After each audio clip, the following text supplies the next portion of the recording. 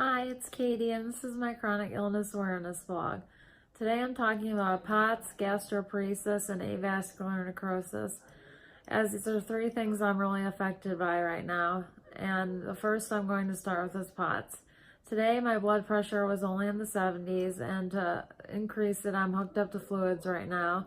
I'm currently hooked up to fluids, and I'm hooked up to Gatorade. I found that Gatorade works the best in the can because you can up it with the sodium in the scoops as much as you need, and not just in the bottle where you get 1%. In the scoops, I can get up to like 5% per bag of fluid.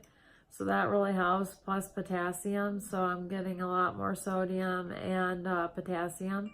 I also use Revive vitamin water. It has 20% potassium in one bottle, so that's really helping me.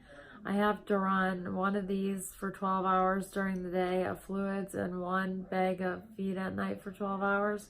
That's how it works, because I can only run at a rate of 60 because of how severe my gastroparesis is. And if I run it any higher, I'll have severe nausea and vomiting, so I cannot do that. The gastroparesis is caused by narcotics, POTS, and a severe eating disorder of anorexia nervosa, and also my IgM deficiency syndrome and unknown causes. All of those things have contributed to it. And I have a feeding tube in the nose called an NJ, not an NG, because it bypasses the stomach into the small bowel. And I have this type of feeding tube because I'm trying to avoid sepsis. I had a J tube in the past and it got infected. I've had several Metaports. I've had PICC lines, all for saline infusions in the past for the POTS to try and up my blood pressure. All of which I've had MRSA, MSSA. I've had all other bacterial infections that I've ended up in the ICU with the heart mass, blood clots. I've ended up in the hospital so many times. I'm a sepsis survivor, and I have a best friend right now that's fighting sepsis, and was in the ICU and almost got really sick from it, and is now on 6 weeks of IV antibiotics from her J tube. And I just don't want to go through that again. I'm trying to avoid it, and right now having this type of feeding tube has kept me healthier than I've ever been in other ways.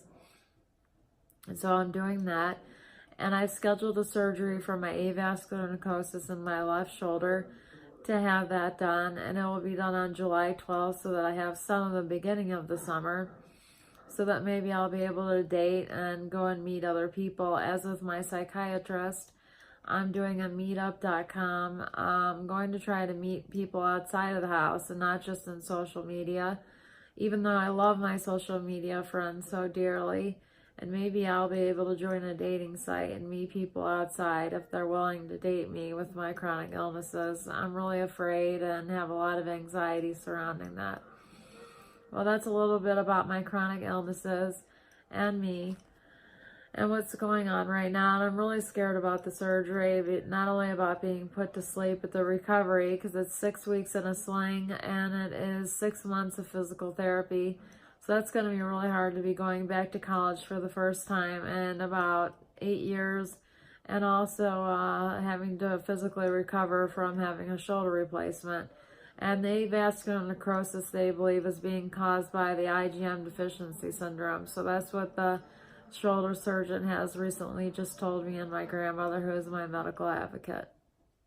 Much love, Katie.